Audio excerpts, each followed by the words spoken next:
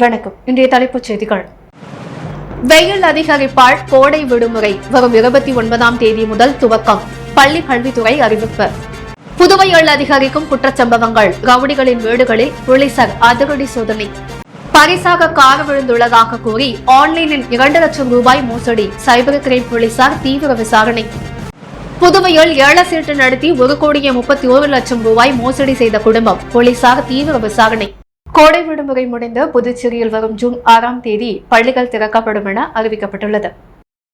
புதுச்சேரி அரசு மற்றும் தனியார் பள்ளிகளுக்கு மே 1ஆம் தேதி முதல் கோடை விடுமுறை அறிவிக்கப்பட்டுள்ளது. தற்பொழுது வெயில் உக்கிரம் அதிகமாக வருவதன் காரணமாக வரும் 29ஆம் தேதி முதல் கோடை விடுமுறை துவங்குவதாக பள்ளி கல்வித்துறை அறிவித்துள்ளது.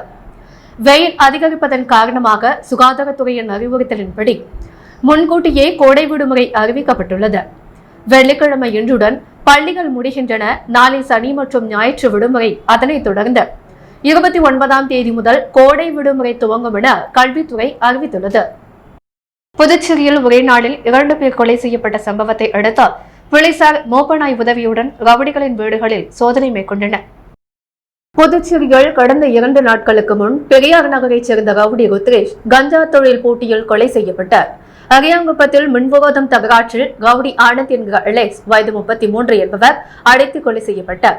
இச்சம்பவங்களை தொடர்ந்து சீனியர் எஸ்பி நாக சைத்தன்யா உத்தரவின் பெயரில் எஸ்பி வீரவல்லவன் தலைமையில் ரெட்டியார்பாளையம் இன்ஸ்பெக்டர் முத்துக்குமரன், சப் இன்ஸ்பெக்டர்கள் கலையரசன், சந்திரசேகர், ரவிவர்மன், விஷ்ணு பிரதாபன் மற்றும் போலீசார் நேற்று மாலை 6:30 மணியளவில் ரெட்டியார்பாளையம் ஜே நகர், முளக்குளம், பெரம்பை ரோடு ஆகிய பகுதிகளில் உள்ள ரவுடிகளின் வீடுகளில் போலீஸ் மோப்ப நாய் வைரவாவுடன் சென்று கஞ்சா, ஆயுதங்கள், நாட்டு வெடிகுண்டுகள் பதுக்கி வைக்கப்பட்டுள்ளதா என சோதனை நடத்தினர். தொடர்ந்து அப்பகுதியில் ரவுடிகளின் நடமாட்டத்தை போலீசாருக்கு பொதுமக்கள் தெரிவிக்க எஸ்பி அறிவுறுத்தினார். அதேபோல் பெரிய கடை காவல் நிலையத்திற்குட்பட்ட செஞ்சி சாலை, மிஷன் வீதி, பாரதி வீதி, அண்ணா சாலை, கோவிந்த சாலை, காமராஜர் சாலை, அரசு மருத்துவமனை பகுதிகளில் நேற்று இரவு இன்ஸ்பெக்டர் ஜெய்சங்கர் தலைமையில் சப் இன்ஸ்பெக்டர் முருகன் மற்றும் போலீசார் அப்பகுதியில் உள்ள ரவுடிகளின் வீடுகள், சந்தேகத்திற்கிடமான வகையில் கஞ்சா விற்கும் இடங்கள், பெட்டி கடைகள், குட்கா பாக்கெட்டுகள் விற்கப்படுகிறதா என சோதனை மேற்கொண்டனர். போலீசார் ரவுடி வீடுகளில் சோதனை நடத்திய பொழுது ஒரு ரவுடி வீட்டில் வளர்க்கப்பட்ட செடியை பறித்த கஞ்சா செடியா என ஆய்வு செய்தனர். இதனால் அப்பகுதியில் பரபரப்பு நிலவியது. கார் பரிசு கிடைத்துள்ளதாக கூறி ஆன்லைன் மூலம் 2 லட்சம் ரூபாய் மோசடி செய்த நபர் குறித்து புதுச்சேரி சைபர் கிரைம் போலீசார் தீவிர விசாரணை மேற்கொண்டு வருகின்றனர். புதுச்சேரியைச் சேர்ந்தவர் முருகேசன். தனியார் நிறுவன ஊழியரான இவரது செல்போன் எண்ணுக்கு ஒரு அழைப்பு வந்துள்ளது. எதிர்முனையில் பேசிய நபர் ஆன்லைன் வணிக நிறுவனத்திலிருந்து பேசுவதாகவும், உங்களுக்கு கார் பரிசாக கிடைத்துள்ளதாகவும், அதற்கு பரிசீலனை கட்டணமாக 2,15,200 ரூபாய் செலுத்த வேண்டும் என்று கூறியுள்ளனர். இதனால் மகிழ்ச்சியடைந்த முருகேசன் அவர்கள் கேட்ட பணத்தை செலுத்தியுள்ளார். ஆனால் அதன் பின்னர் எந்த தகவலும் அவர்களிடமிருந்து வரவில்லை. அதனைத் தொடர்ந்து முருகேசன் அந்த செல்போன் எண்ணை தொடர்பு கொண்ட பொழுது அந்த எண் சுவிட்ச் ஆஃப் செய்யப்பட்டிருந்தது. இதனால் தான் மோசடி செய்யப்பட்டதை அறிந்த அவர் இதுகுறித்து புதுச்சேரி சைபர் கிரைம் போலீசில் புகார் செய்தார். இதேபோல் புதுவையைச் சேர்ந்த சௌமியா என்ற பெண் ஆன்லைன் மூலமாக 45,000 ரூபாய் பணத்தை இழந்துள்ளார். இதுகுறித்து சைபர் கிரைம் போலீசார் வழக்கு பதிவு செய்து விசாரணை நடத்தி வருகின்றனர். புதுச்சேரியில் ஒரு குடும்பமே ஒன்று சேர்ந்து ஏலச்சீட்டு நடத்தி 100 பேருக்கு விபூதி அடித்து 1,31 லட்சம் மோசடி செய்த சம்பவம் புதுச்சேரியில் பெரும் பரபரப்பை ஏற்படுத்தியுள்ளது. புதுச்சேரி அடுத்த சஞ்சீவி நகரைச் சேர்ந்தவர் ரத்தினம் என்கிற கோபி, இவரது மனைவி முத்தாளம்மன், இவர்களது உறவினர்களான சுரேஷ், முரளி ஆகியோர் உதவியுடன் சஞ்சீவி நகர், புதுப்பாக்கம், துருவை, இரும்பை, ஆரோவில் உள்ளிட்ட பல்வேறு பகுதிகளில் இருந்து 200 பேரை ஏல சீட்டுக்கு சேர்த்துள்ளனர். ஏலச்சீட்டின் மொத்த தொகை 2.5 லட்சம் எனவும் தலா மாதம் 5,000 ரூபாய் கட்ட வேண்டும் என்றும் 100 பேரை சேர்த்துள்ளனர். மேலும் இந்த ஏல சீட்டு மாதத்தில் 4 முறை, அதாவது 5, 7, 10, 15 ஆகிய தேதிகளில் ஏலம் விட்டு ஏலத்தாரர்களுக்கு பணம் வழங்கப்படும் என்று தெரிவித்துள்ளனர். கடந்த 2021ஆம் ஆண்டு முதல் ஏல சீட்டு நடத்திய கோபி ஒரு சில பேருக்கு மட்டும் பணம் சரியான முறையில் பணம் கொடுத்துள்ளார். ஆனால் அடுத்தடுத்த மாதம் தோறும் பணம் செலுத்தி ஏலம் எடுத்தவர்களுக்கு பணத்தை வழங்காமல் கோபி இழுத்தடித்து வந்துள்ளதாகவும் தெரிகிறது. ஏலம் எடுத்தவர்கள் பலமுறை பணம் கேட்டும் கடந்த 1 வருடமாக கோபி பணம் கொடுக்காமல் ஏமாற்றியதே வந்துள்ளார். இதனால் ஆத்திரமடைந்த அவர்கள் இன்று கோரிமேடு காவல் நிலையத்தில் ஒன்று திரண்ட கோபியின் மீது காவல் நிலையத்தில் புகார் அளித்தனர். இந்த புகாரின் பெயரில் ஆய்வாளர் பாலமுருகன் விசாரணையை மேற்கொண்டார். அப்பொழுது கோபி, அவரது மனைவி முத்தாளம்மன் மற்றும் உறவினர்கள் ஆகியோர் ஏலச்சீட்டு நடத்தி சுமார் 100 பேரிடம் 1,31,00,000 அளவில் மோசடி செய்தது உறுதியானது. இதனை அடுத்து அவர் மீது வழக்கு பதிவு செய்து போலீசார் மேலும் விசாரணை நடத்தி வருகின்றனர். மாதம் 5,000 ரூபாய் என 100 பேரிடம் ஏலச்சீட்டு நடத்தி ஒரு குடும்பமே 1,31,00,000 மோசடி செய்த சம்பவம் புதுச்சேரியில் பெரும் பரபரப்பை ஏற்படுத்தியுள்ளது. புதுச்சேரியில் வாட்டி வதைத்து வரும் வெப்பத்திலிருந்து மக்களை பாதுகாக்க திருபுவனை காவல் நிலைய உதவி ஆய்வாளர் இளங்கோவன் தலைமையில் போலீசார் நீர்மோர் பந்தல் அமைத்து பொதுமக்களுக்கு மோர், தர்பூசணி பழங்கள் போன்றவைகளை வழங்கி வருவதை பொதுமக்கள் பாராட்டி வருகின்றனர். புதுச்சேரி மாநிலத்தில் கடந்த சில தினங்களாகவே வெப்பத்தின் தாக்கம் அதிகரித்து காணப்படுகிறது. பொதுமக்கள் மற்றும் வாகன ஓட்டிகள் வெளியே செல்ல முடியாமல் அவதிப்பட்டு வருகின்றனர். மேலும் வெளியே செல்லும் பொதுமக்கள் வெயிலின் தாக்கத்தை தாங்க முடியாமல் தங்களது உடலை குளிர்ச்சியாக்க தர்பூசணி பழங்கள், இளநீர், மோர் மற்றும் ஜூஸ் சென்டர்களை நாடி செல்கின்றனர். இந்நிலையில் புதுச்சேரியில் அனல் காற்று வீசும் என்ற வானிலை மையம் அறிவித்துள்ளது. இந்நிலையில் புதுச்சேரி திருபுவனை புதுச்சேரியில் உள்ள காவல் நிலையத்தில் பணிபுரியும் உதவி ஆய்வாளர் இளங்கோ ஏற்பாட்டில் காவல் நிலையம் வெளியே நீர்மோர் பந்தல் அமைக்கப்பட்டுள்ளது. காவலர்கள் அவ்வழியாக வெயிலில் நடந்து செல்லும் பொதுமக்களை குளிர்விக்கும் வகையில் நீர்மோர், தர்பூசணி பழங்கள் மற்றும் குளிர்ச்சியை தரக்கூடிய பழ வகைகளை வழங்கி வருகின்றனர்.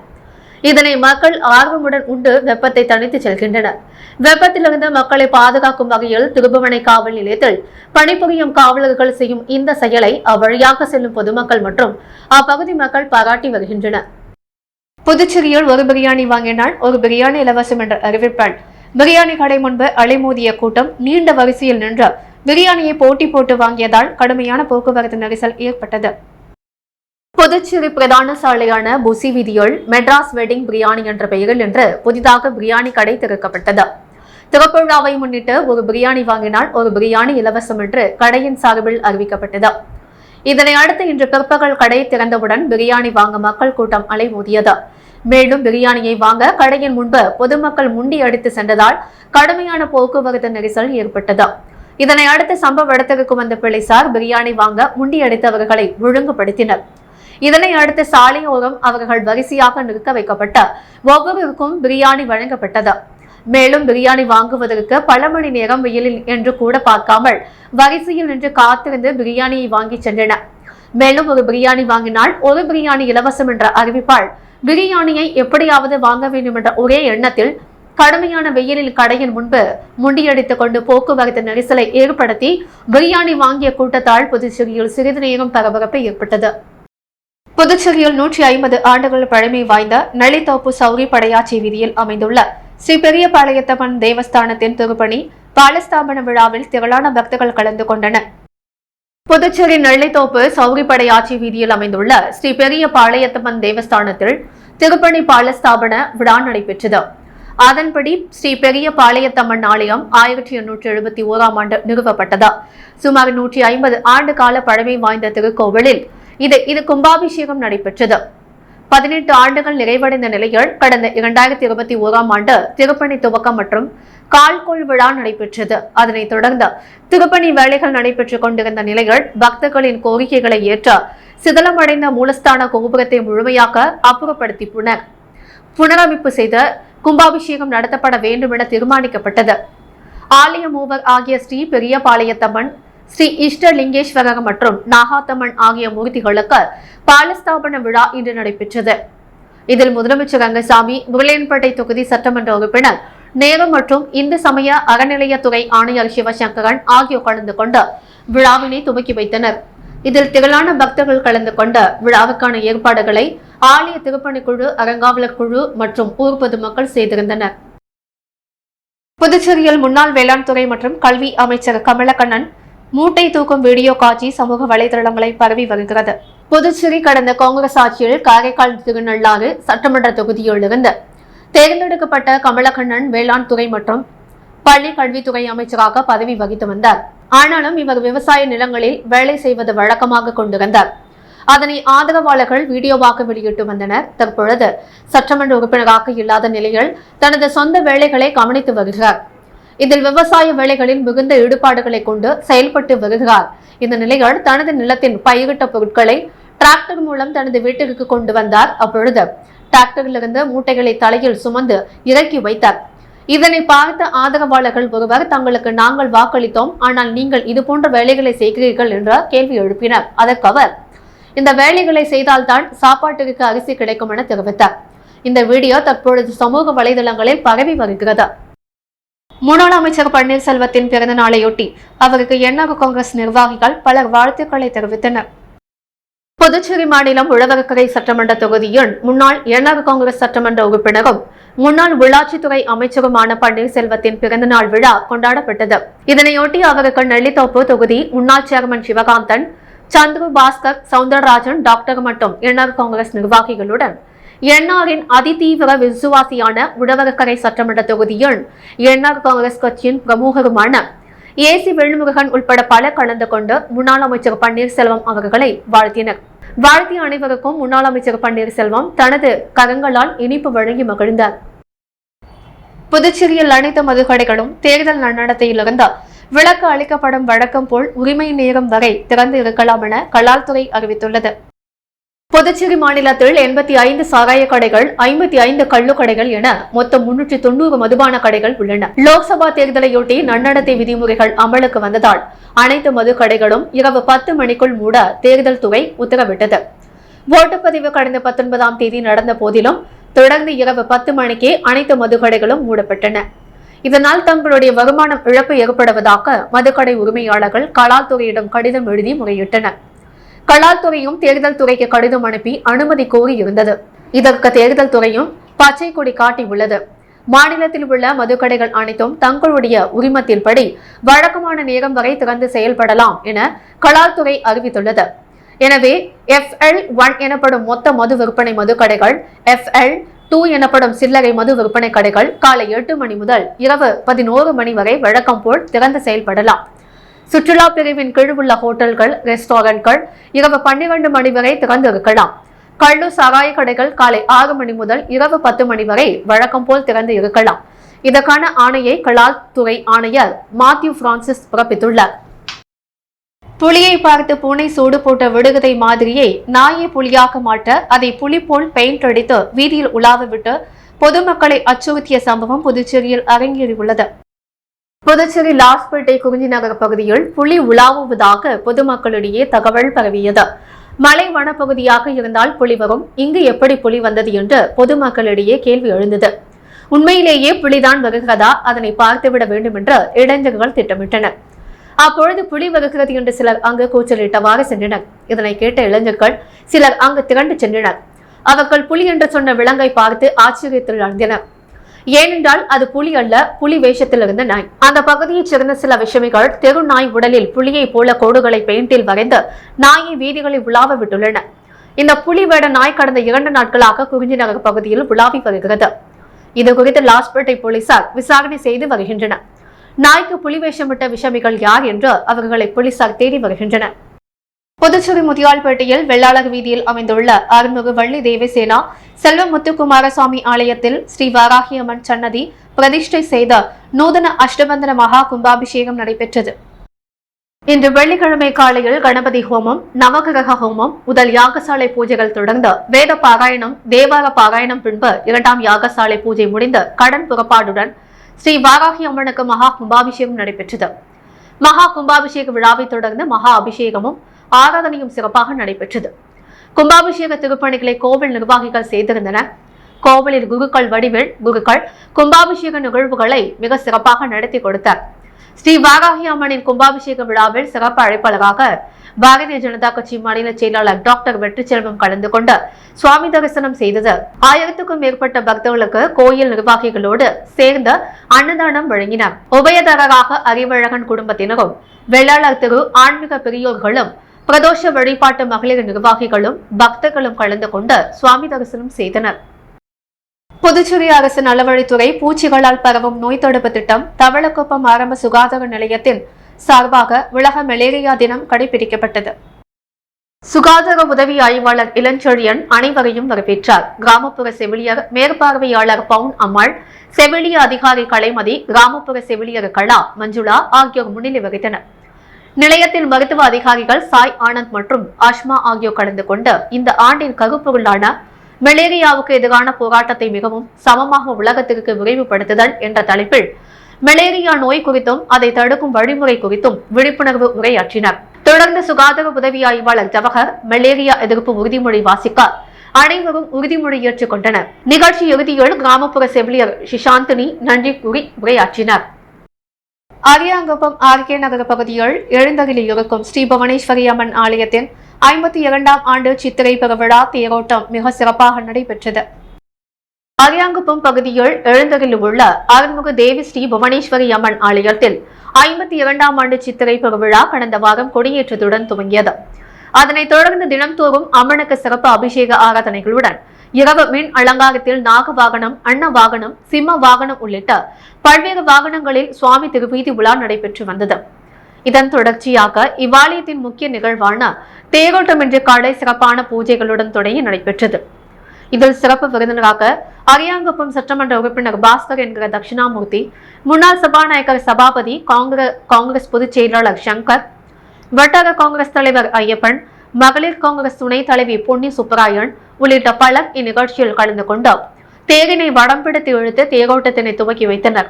இதில் நூற்றுக்கணக்கான கிராம மக்கள் சுவாமி தரிசனம் செய்து ஒன்று கூடி வடம் பிடித்து தேரினை இழுத்துச் சென்றனர். மேலும் இந்நிகழ்ச்சிக்கான ஏற்பாடுகளை ஆலய நிர்வாக குழு தலைவர் ராஜசேகர், செயலாளர் ராஜமுத்து, துணைத் தலைவர்கள் கலிவரதன், செல்வராஜு, சீதாராமன் உள்ளிட்ட நிர்வாகிகள் கிராமம் இணைந்து செய்திருந்தனர். வைத்திகுப்பத்தில் அமைந்துள்ள ஸ்ரீதேவி பூமி தேவி சமேத ஸ்ரீனிவாச பெருமாள் கோவிலில் நடைபெற்ற கும்பாபிஷேக விழாவில் திரளான பக்தர்கள் கலந்து கொண்ட சுவாமியை வழிபட்டனர். புதுச்சேரி வைத்திகுப்பம் செல்வராஜ செட்டியார் வீதியில் அமைந்துள்ள ஸ்ரீதேவி பூதேவி சமேத ஸ்ரீனிவாச பெருமாள் கோவிலில் இன்று கும்பாபிஷேக விழா வெகு விமரிசையாக நடைபெற்றது. இதனையொட்டி இன்று காலை சுவாமிக்கு அனுஜை புண்ணியாகாசவாசனம், திருமஞ்சனம், முதல் கால யோம ஹோமம், பூர்ணாஹீதி சாற்று முறை, திருப்பள்ளி எழுச்சி கோ பூஜை ஆகியவை நடைபெற்றது. அதனைத் தொடர்ந்து யாத்ரா தானம் நடைபெற்று கலசங்கள் புறப்பாடு நடைபெற்றது. அதனைத் தொடர்ந்து ஸ்ரீதேவி பூதேவி சமேத சீனிவாச பெருமாளுக்கு மகா கும்பாபிஷேக விழா நடைபெற்றது. தொடர்ந்து சுவாமிக்கு மகா தீபாரதனையும் காட்டப்பட்டது. இதில் திரளான பக்தர்கள் கலந்து கொண்டு சுவாமியை வழிபட்டனர். பின்னர் இந்த கும்பாபிஷேக விழாவில் கலந்து கொண்ட அனைவருக்கும் பிரசாதம் வழங்கப்பட்டது. மேலும் இன்று இரவு சுவாமிக்கு திருக்கல்யாண உற்சவம் நடைபெற உள்ளது. மேலும் இந்த நிகழ்ச்சியில் குமார் சுந்தரி, செந்தில்குமார், பிரேமஜா செல்வராஜ், கோமதி ஹரிணி, ஸ்ரீ பத்மாவதி, காயத்ரி தேவி, கிருஷ்ண பிரியா மற்றும் அவரது குடும்பத்தினர்கள், உறவினர்கள் பல கலந்து கொண்டனர். ஸ்ரீ கங்கை அம்மன் ஆலய வசந்த விழாவை முன்னிட்டு நடைபெற்ற கூழ் கஞ்சி வார்த்தல் நிகழ்ச்சியில் முன்னாள் சேர்மன் ஆனந்தன் கலந்து கொண்டு சுவாமி தரிசனம் செய்தார். அரியாங்குப்பம் கொம்யூன் அரியாங்குப்பம் சுப்பராய பிள்ளை வீதியில் எழுந்தருளி இருக்கும் அருள்மிகு ஸ்ரீ கங்கை அம்மன் ஆலயத்தின் 18ஆம் ஆண்டு வசந்த உற்சவ விழாவை முன்னிட்டு கூழ் மற்றும் கஞ்சி வார்த்தல் நிகழ்ச்சி நடைபெற்றது. முன்னதாக மங்கள இசையுடன் தொடங்கிய நிகழ்ச்சியில் அம்மனுக்கு அபிஷேகம், ஆராதனை செய்து ஆற்றங்கரைக்கு சென்று பூங்கரகம் அலங்கரித்து வீதி உலா வந்தது. பெண்கள் கூழ் மற்றும் கஞ்சி குடம் எடுத்து வந்து ஆலயத்தில் பம்பை உடுக்கை வர்ணிப்புடன் ஸ்ரீ கங்கை அம்மனுக்கு 108 மலர் அர்ச்சனை செய்து தீபாரதனை காட்டப்பட்டது. இதில் சிறப்பு அழைப்பாளராக முன்னாள் சேர்மன் ஆனந்தன் கலந்து கொண்டு சுவாமி தரிசனம் செய்து கூழ் வார்த்தல் நிகழ்ச்சியை தொடங்கி வைத்தார். அவருக்கு ஆலய நிர்வாகிகள் சார்பில் சால்வை அணிவித்து மரியாதை செய்யப்பட்டது. இதில் திரளான பக்தர்கள் கலந்து கொண்டு சுவாமி தரிசனம் செய்து அம்மனுக்கு அருளை பெற்றனர். இதற்கான ஏற்பாடுகளை அருள்மிகு ஸ்ரீ கங்கை அம்மன் ஆலயம் விழா குழுவினர்கள் மற்றும் இளைஞர்கள், ஊர் பொதுமக்கள் செய்திருந்தனர். புதுச்சேரியில் 3 மாத இடைவேளைக்கு பிறகு வரும் ஜூன் 1ஆம் தேதி முதல் மீண்டும் விமான சேவை தொடங்க இருக்கிறது. புதுச்சேரி லாஸ்பேட்டையில் உள்ள விமான நிலையம் 2013ஆம் ஆண்டு திறக்கப்பட்டது. இந்த விமான நிலையத்தில் இருந்து பெங்களூரு உள்ளிட்ட நகரங்களுக்கு விமான சேவை தொடங்கப்பட்டது.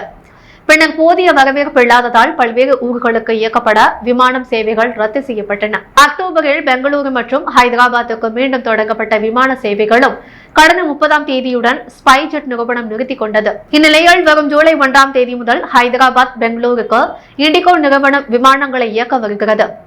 இதற்கான முன்பதிவு வரும் ஜூன் மாதம் தொடங்க உள்ளது. இதேபோல் ஏர் சபா நிறுவனம் புதுச்சேரியிலிருந்து சேலம், கோவைக்கு விமானம் சேவையை தொடங்க இருக்கிறது. இந்த புதிய சேவைகளுக்கு புதுச்சேரி விமான நிலைய அதிகாரிகள் ஒப்புதல் அளித்துள்ளதாக தகவல் வெளியாகியுள்ளது. புதுச்சேரியில் இன்று தங்கம் மற்றும் வெள்ளி விலை நிலவரம். முத்து கோல்ட் ஹவுஸ் வழங்கும் இன்றைய தங்கம் மற்றும் வெள்ளி விலை நிலவரம். தங்கம் 1 கிராம் 6665 ரூபாய். வெள்ளி 1 கிராம் 87 ரூபாய். மீண்டும் இன்றைய முக்கிய செய்திகள். வெயில் அதிகரிப்பால் கோடை விடுமுறை வரும் 29ஆம் தேதி முதல் துவக்கம். பள்ளி கல்வித்துறை அறிவிப்பு. புதுவையில் அதிகரிக்கும் குற்றச்சம்பவங்கள். ரவுடிகளின் வீடுகளில் போலீசார் அதிரடி சோதனை. பரிசாக கார் விழுந்துள்ளதாக கூறி ஆன்லைனில் 2 லட்சம் ரூபாய் மோசடி. சைபர் கிரைம் போலீசார் தீவிர விசாரணை. புதுவையில் ஏல சீட்டு நடத்தி 1,31 லட்சம் ரூபாய் மோசடி செய்த குடும்பம். போலீசார் தீவிர விசாரணை. புதுவையில் அனைத்து மதுக்கடைகளுக்கும் தேர்தல் நன்னடத்தை விதிவிலக்கு. உரிமை நிலையம் வரை திறக்க அனுமதி. லாஸ்பேட்டை குறிஞ்சி நகர் பகுதியில் புலி வேஷத்தில் உலா வரும் நாய். லாஸ்பேட்டை போலீசார் விசாரணை. இத்துடன் எஸ் மீடியா செய்திகள் நிறைவடைகிறது. வணக்கம்.